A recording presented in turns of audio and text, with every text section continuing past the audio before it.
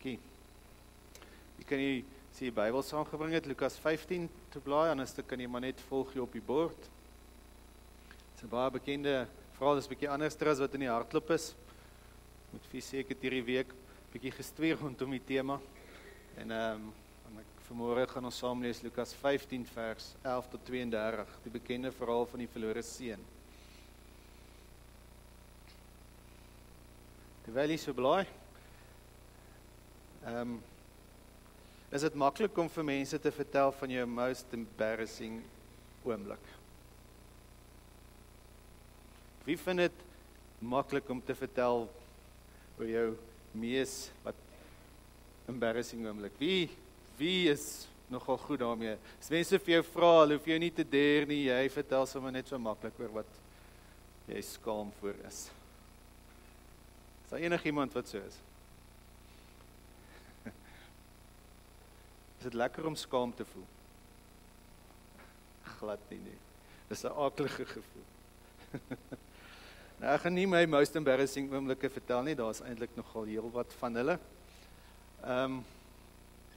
Maar gewoonlik vertel mense, as mense dit nou doen, dan vertel jy gewoonlik dit wat snaaks is, nie, dit wat nogal komies is, dan is dit maklik en almal lag saam met jou, maar daar is ander oomblikke van skaamte, van waar jy goeters gedoen het wat nie snaaks is nie.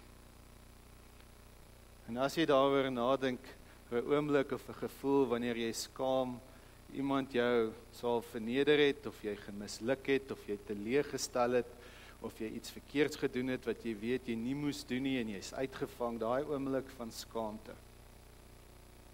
Hoe voel dit? Dis nie 'n lekker gevoel nie. Dis nie lekker om te voel jy het misluk nie, dis nie lekker om te voel jy het teleeggestel nie, dis nie lekker om te voel ek het droog gemaak. Dis nie lekker nie. Dis aaklig. Ek wil gou nog 'n vraag vir u vra. Wie van julle is baie hard op jouself as jy 'n fout maak? Nou wil ek hê jy moet hand opsteek. Wie is hard op jouself? Verstaan, dit kan 'n eenvoudige ding wees, dit hoef nie iets groots te wees nie, maar as jy iets weet wat jy dink jy moes reg gedoen het, dan voel jy nogal hard en jy kastei jouself, hoe kon jy, Andrei? Jy moet mos nou van beter weet, of jy te gedink het. Nou, ek het baie van hulle ook. En dit kom sit bietjie op jou se skouers, en dit word soos 'n las wat jy al hoe afverdruk, want jy speel dan hierdie dinge in jou kop oor en sê, ek wens ek het anders gedoen, jy wil net jammer sê, jy wil net verskoning maak, want jy voel so skaam oor dit wat jy nou net gedoen het. En ek dink, broer en suster, juis as gevolg daarvan, vanmôre se tema gaan oor skaamte. Ek en Madeleine gaan die volgende paar weke uitkom by wat God se lewende water kom doen met sekere emosionele dinge in my lewe. Dit waarna ek blootgestel word en dat die Here daar is om te genees. Die Here se lewende water is daar om gesond te maak, te kom herstel. En vanmôre begin ons by skaamte. Dat die Here wil my skaamte kom herstel. Dit is so belangrik dat ons as kerk hieroor praat, of ons te sê, daar is hoop, daar is genesing, daar is herstel, daar is oorwinning in skaamte. Want skaamte raak deel van jou identiteit, dit raak later aan wie jy is. Waar in die Bybel was die eerste verhaal van mense wat skaam was? Adam en Eva, reg in die begin, die heel eerstes, né? Heel eerste verhaal, toe hulle geëet het van die boom wat hulle nie mag eet nie. Die lees ons daar op die einde wat die Here vir hulle probeer soek en toe sê hulle, maar ons was skaam, daarom het ons weggekruip. En dit volg ons, broer en suster. Skaamte volg ons, dit wat hier gebeur volg ons, dat ons, wanneer ons iets gedoen het, teleurgestel, mislukking, sonde, dan wil ek wegkruip. Ek wil nie net my kop in skaamte laat sak, soos die idioom gaan nie. Nee, ek wil wegkruip, ek wil my gesig toemaak. Ons jongste is nogal so, as hy iets gedoen het wat hy nie mag nie, en hy word uitgevang, dan druk hy sy kop so ver as wat hy kan onder die kussings in, want hy kry skaam. En ons doen dieselfde. Skaamte hou mens gevange. Want dis nie net iets wat jy verkeerd gedoen het nie, dit word op die einde hoe jy dink oor jouself en hoe jy glo oor jouself. Daar is skuldgevoel ook. En skaamte is anders as skuldgevoel. Skuldgevoel sê self, en hier haal ek vir Brené Brown aan, sy verduidelik dit nogal vir my mooi, as sy sê, skuldgevoel is net, dit gaan oor die verkeerde daad wat ek gedoen het. Ek voel sleg, want ek het verkeerd opgetree, ek het 'n fout gemaak, ek het iets verkeerd gedoen. Dis skuldgevoel. Maar skaamte sê, ek is sleg. Ek is sleg, omdat ek 'n verkeerde ding gedoen het. Bietjie dieper. Ek wil vir jou 'n voorbeeld gee van sommer in 'n klassituasie met kinders. Dit gebeur baie, juffrou vra 'n vraag of een ouetjie steek sy hand op, ek wil nie name sê nie, want hier is Jannies en hier is Pieties en hier is Kose, so ek wil nie name gebruik nie. Ek wil sê André steek sy hand op. En hy vra of sy vra ietsie wat nie sin maak nie, en die hele klas bars uit van die lag. Nou, wat daai kind beleef is verskillend. Partykeer voel hy net bietjie sleg. Ek het dalk nou net ietsie verkeerd gedoen. Ek het net ietsie simpels gesê en daai kind dink nie die res van die dag daaraan nie. Maar wat skaamte kom doen is, skaamte laat my dan voel op die ou einde toe die kinders vir my gelag het hulle vir my gelag. Nie oor wat ek gedoen het nie, vir my. Ek is dom en daarom sal ek nie weer my hand opsteek om 'n vraag te beantwoord nie. Dis wat skaamte doen. Skaamte laat jy begin twyfel of jy goed genoeg is en of jy welkom is en of jy regtig ergens inpas. Skaamte verlam 'n mens, is 'n verlammende emosie. Dit kom steel jou vrymoedigheid, dit kom steel jou vreugde, dit kom steel jou identiteit en dit kom steel jou selfvertroue. Volwassenes ons, as ek 'n voorbeeld van ons ook kan gebruik, ons dra ook skaamte. En baie keer dra ons skaamte van ons kinderdae wat ons nou nog mee worstel en mee sit en mee leef. En baie keer is dit skaamte is bietjie stiller. Ons praat nie juist daaroor nie, ons wil dit nie noem nie, want ons wil dit eintlik al wegsteek. Maar hierdie skaamte is baie keer skerper. Is dalk iemand wat sy huwelik besig is om te verbrokkel. Iemand was vasgevang is in verslawing. Of jy het skielik in inkomste vlak gedaal of verloor en die skaamte oorweldig jou. Dis nie net iets wat gebeur het nie, maar dat jy trek dit aan as jou identiteit. Of jy dalk iets gedoen wat ander mense verskriklik seer gemaak het, verniel het, benadeel het. En jy voel nie net jammer oor dit, jy is nie net 'n skuldgevoel nie, dis 'n skaamte, want ek is sleg, ek trek dit aan. Dit word my identiteit, dit word hoe ek oor myself dink, en omdat ek hierdie dinge vir myself dink ek dan ander mense dink dit ook van my.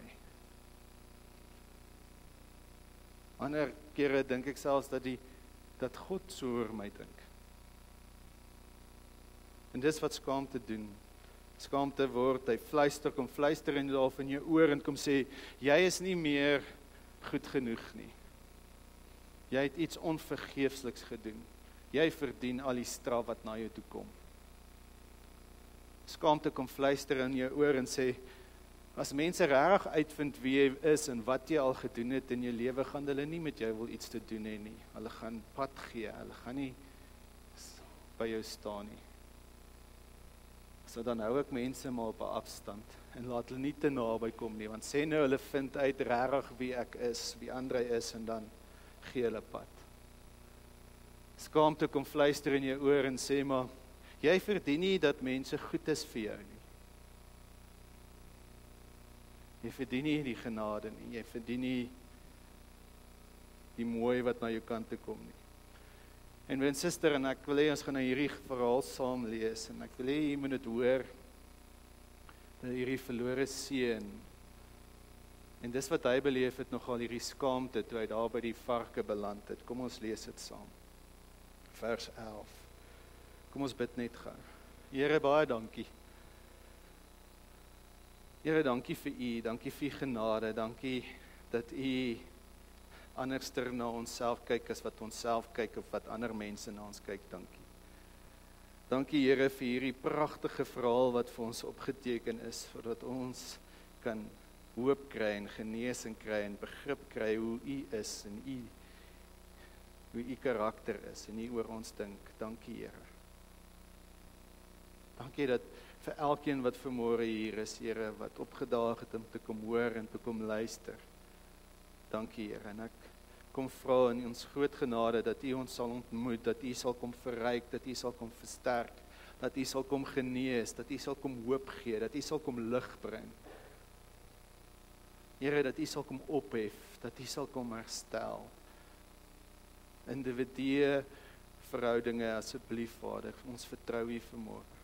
Dat soos wat U hierdie verlore seun terug ontvang het, Here, dat ons vandag, dat U ons sal help om te glo, dat U ons so altyd wil ontvang en kom herstel, asseblief Here, en gebruik my as U diensknegt vanmôre.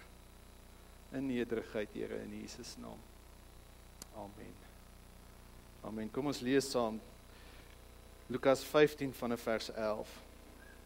Verder het Jesus gesê, daar was 'n man wat 2 seuns gehad het. Die jongste het vir sy pa gesê, pa, gee my die deel van die besittings wat my toekom.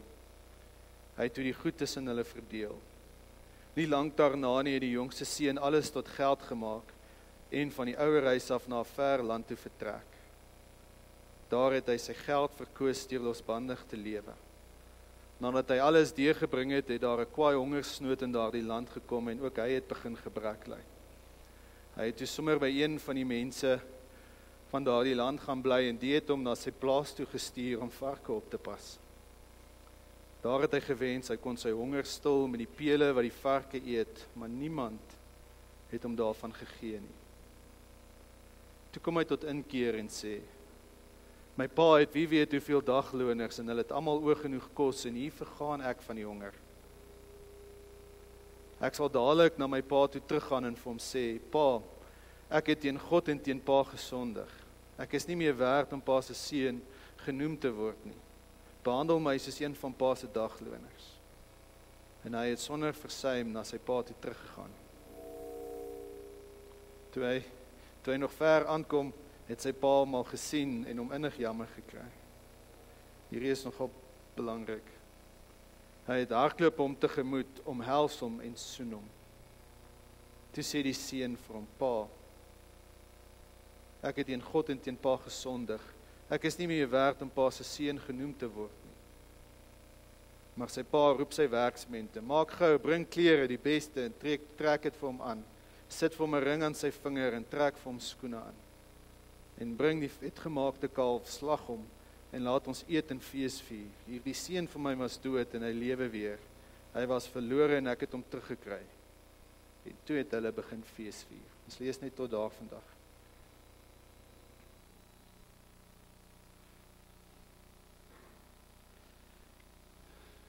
Ek half hierdie verlore seun se pad na die varke toe as die pad van skaamte.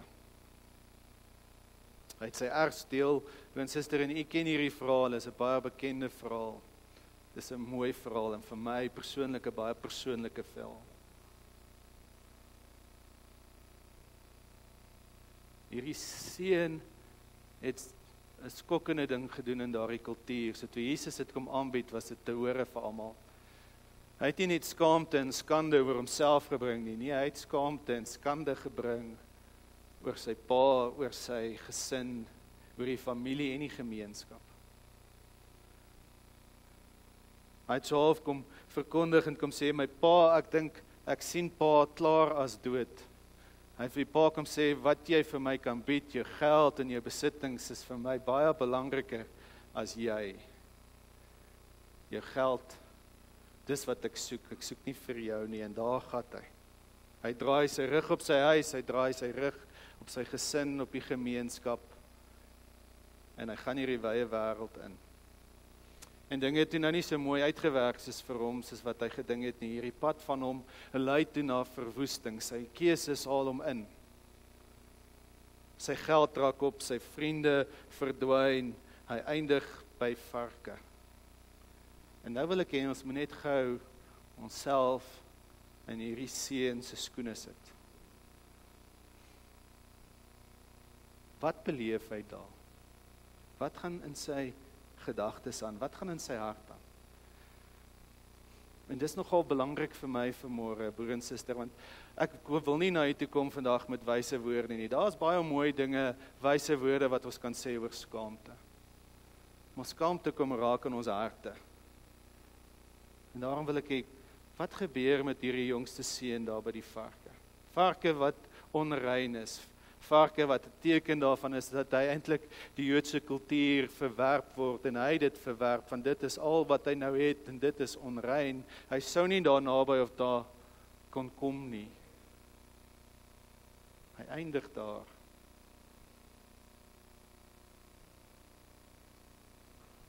Hy het nie net uiterlike nood nie, maar aan die binnekant van sy hart gaan daar ook 'n klomp dinge aan.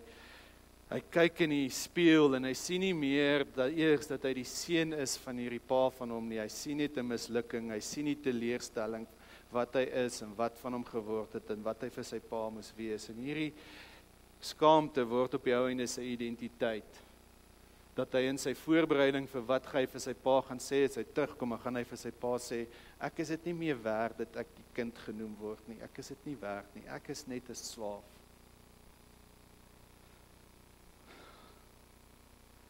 En dalk het jy ook al hier beland. Of dalk is jy daar.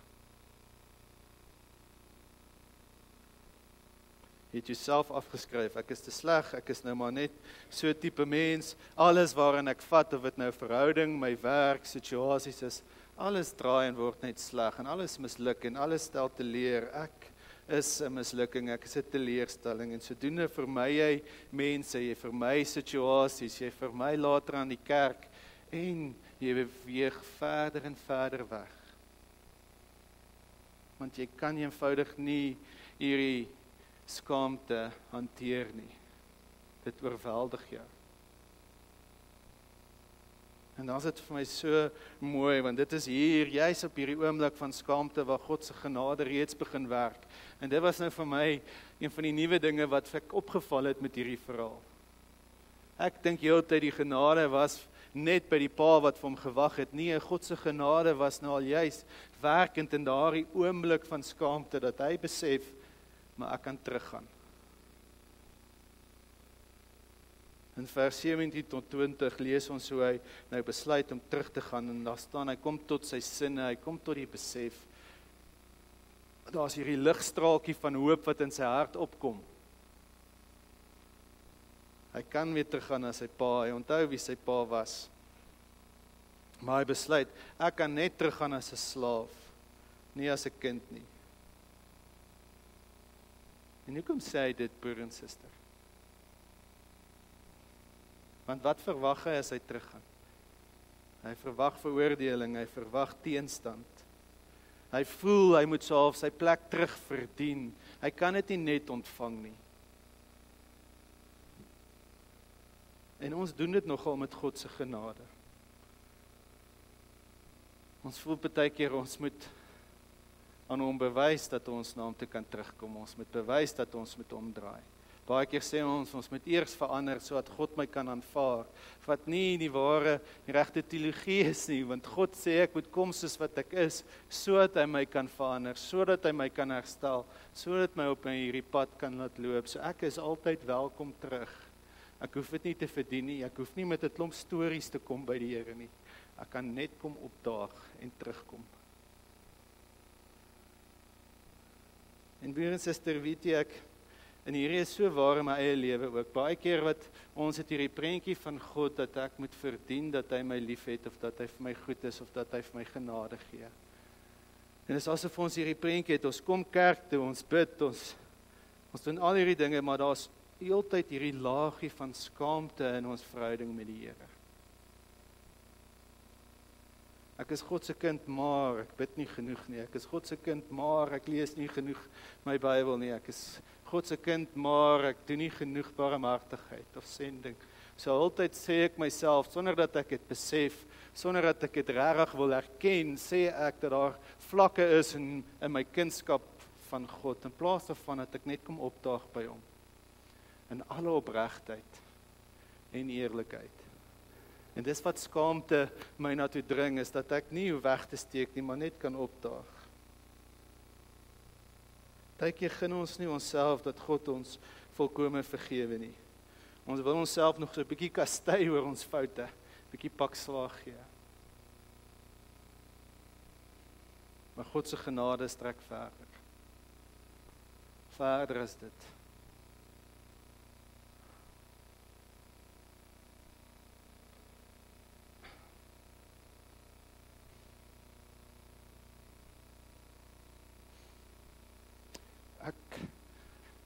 As ek hieroor nadink, dan onthou ek, daar's 'n paar stories wat ek goed onthou in my lewe, waar ek so skaam gevoel het soos hierdie verlore seun.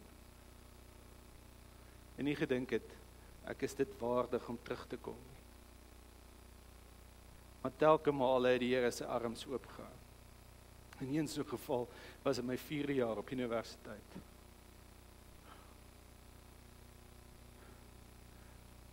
Ek het soos jy kan sien, het ek nou nog dalk bietjie issues oor hierdie skaamte ding. Nee. Maar ek het oor die tou getrap, ek het droog gemaak met 'n mede vriendin of 'n meisie van my daardie tyd. En ek kon myself nie vergewe nie. Ek het myself so gekastei, dat ek gedink het, ek sal nooit waardig wees om op 'n kansel te kan klim nie. Nooit nie.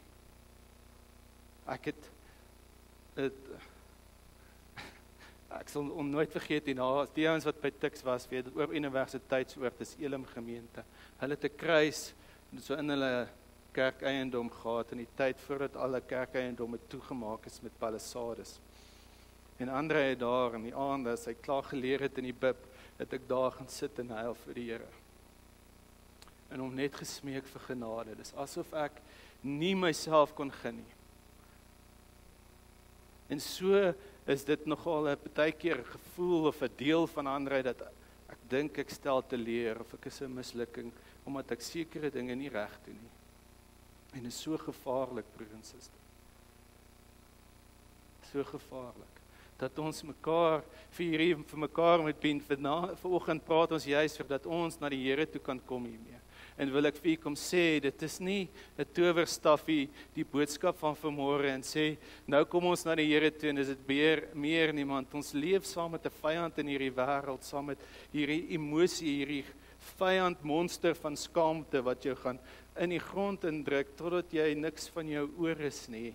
En daarom is dit so belangrik om elke keer te kan hoor, ek kan by die Here kom genees word en herstel word. Die pa se reaksie. En toe hy nog ver was, het sy vader hom gesien en innig jammer vir hom gevoel en gehardloop en hom onthels en hartlik gesoen. Is dit nie mooi nie? So 'n mooi beeld van 'n pa en 'n seun, is dit nie? Wat doen die pa? Die pa kyk uit vir hom, maar hy het hom nie afgeskryf nie. En dit is so belangrik dat ons hierdie woorde hoor.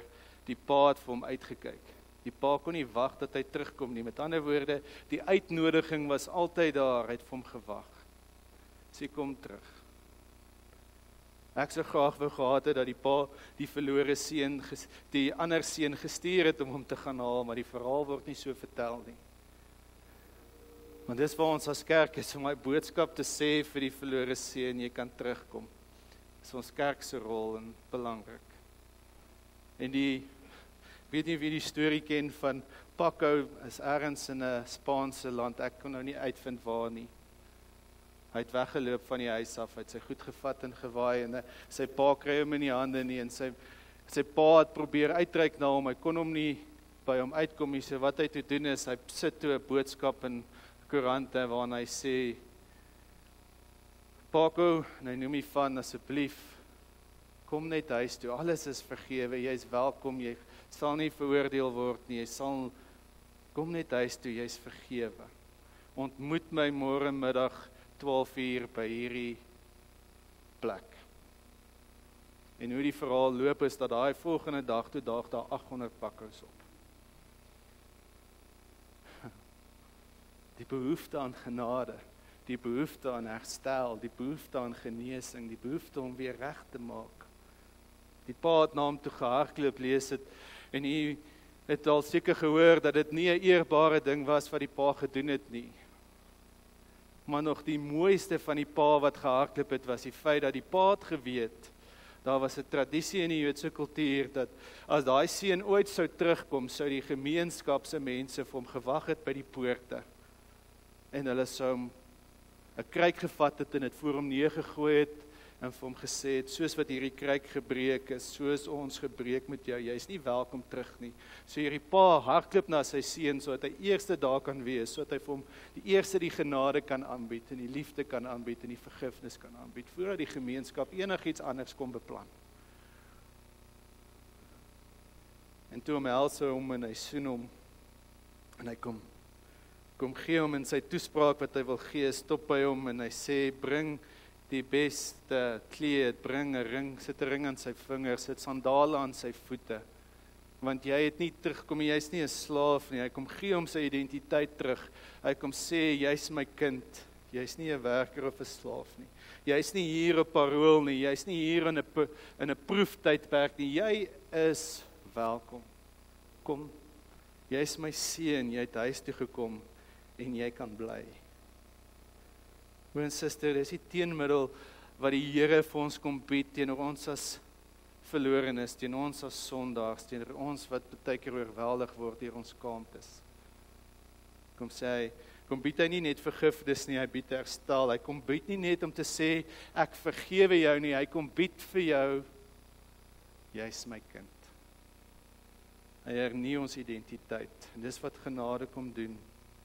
Dis wat genade kom doen met ons skaamte, hoe klein of hoe groot dit ook al mag wees. God kom vat ons skaamte en hy omskep dit en hy kom maak dit in iets wat lelik is, kom maak hy in iets mooi, hy kan dit herskryf. God noem ons sy kind. Hy sê ons behoort aan hom, ons is geliefd. Ons kry ons plek terug aan die tafel, ons is nie meer 'n buitestander nie, ek is deel van die fees, ek is nie 'n toeskouer nie. Die pa sê, kom hou fees, omdat my seun, nie omdat my seun nou reg gelewe het, nie, maar omdat hy teruggekom het. Omdat hy weer kom aanmeld het. So ek hoef nie 'n slaaf te wees van my verlede nie, ek hoef nie 'n slaaf te wees, ek hoef nie in skaamte te bly leef nie, die Here kom herstel. Mijn suster en ek praat nie net van groot skaamtes nie, ek praat van elke dag skaamtes wat ons baie keer doen of sê, wat nie aanvaarbaar is nie, of wat nie inpas nie, of wat dalk droog of seer maak, of wil die Here kom aanbied en herstel gee. So ek sluit af vanmôre. Kom ons maak ons oë toe. Ons maak ons oë toe. Sluit af vanmôre. En as jy in die Here, sien jouself so.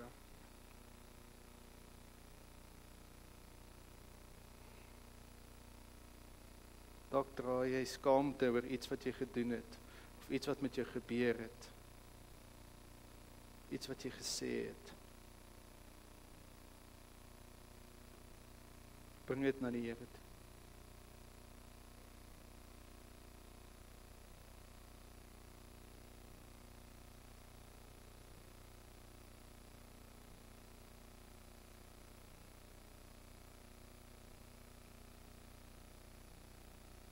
Dalk het jy begin glo, jy verdien nie vergifnis of geluk of herstel of genesing of uitkoms selfs nie. Bring dit na die Here toe.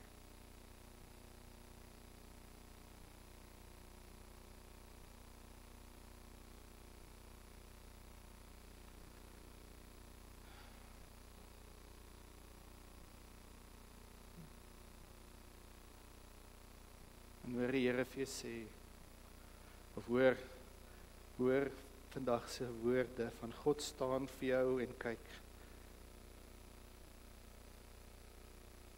God hardloop na jou toe. Met arms nie om pak slaap te gee nie, maar om te omhels. Hoor God wat sê, jy is steeds my kind.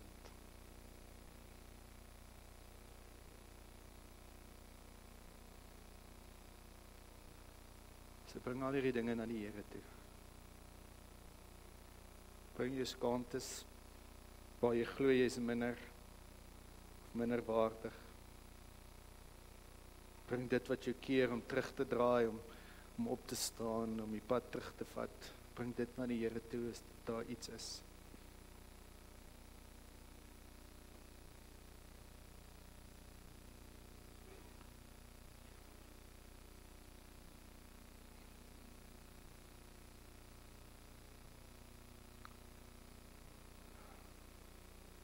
Here, ek kom bid dat U kom vrymaak, ek kom bid dat U kom herstel, ek bid dat U kom hoop gee. Ek kom bid dat U ons sal help, Here, in ons eie paadjie saam met U hieroor. Help ons, Here, teen die leuns wat die vyand in ons koppe wil kom inplant en kom gooi. Here, vergewe ons as ons oorweldig is, vergewe ons as ons nie weet hoe om opreg om te keer of om te draai nie.